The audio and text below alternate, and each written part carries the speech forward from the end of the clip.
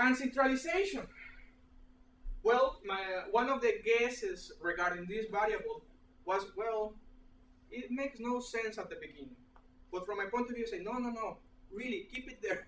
Keep it there, it's important. For Mexicans, this centralized thing is a big issue. And it turns out that it has one of the strongest significant and positive effects on participation. Centralization on what?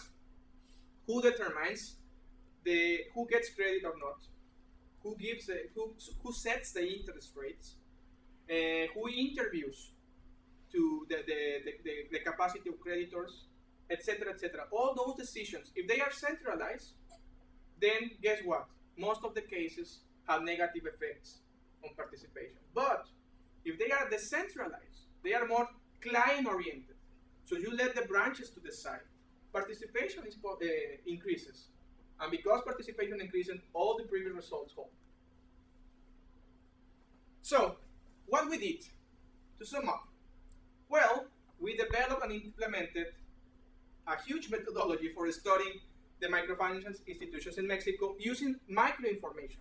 At this stage of the presentation, we only focus on household decisions. And the methodology provides concrete suggestions about what is the direction of the effects of participation in the financial system or the effects of having a microcredit institutions in Mexico.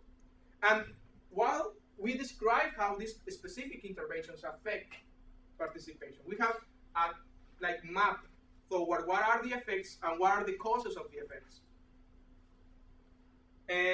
What evidence we provide? Well, participation do matter. As all the theories that are around for other countries in Mexico, participation in the financial system do matter. Which is, well, from an evaluation point of view, good for Bansefi, right?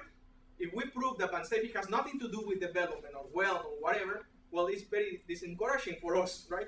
But we find evidence that indeed providing microfinance services, given the heterogeneity, spatial heterogeneity in time in Mexico, is having good results, at least for this household we survey.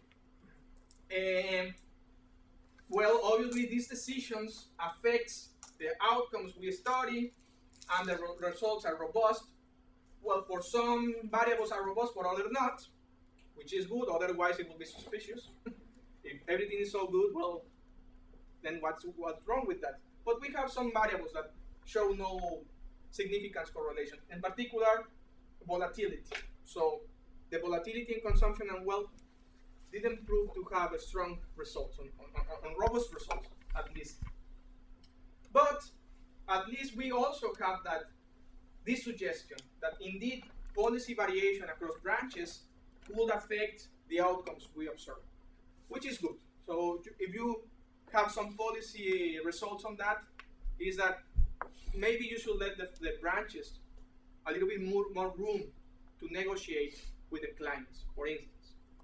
And our study consists with a large branch of literature on this, for Thailand, for India, for United States indeed, for other countries in Latin America, and but provides specific evidence for the Mexican developing country.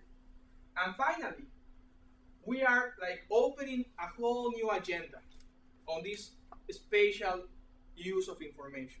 Why? Well, because most of the information we presented was for some specific communities.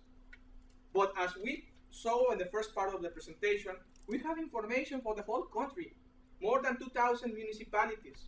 And we observe variation in the municipalities in wealth, in financial access, in development.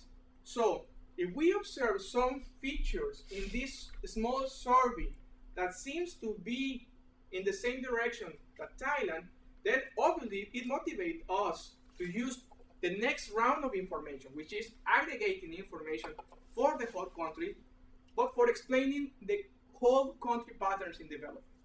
So this is like a sort of justification and at the same time an invitation for moving forward the project and present a research agenda on the aggregate level. Why? Because as we explain wealth level at households, we want to explain income, distribution, and growth for the whole country using the same frameworks. And basically, that's how we did it, and that's what we are doing right now. This is a Bansefi branch, for instance. It was robbed 1 week ago. But anyway, they are still on business. Thank you so much.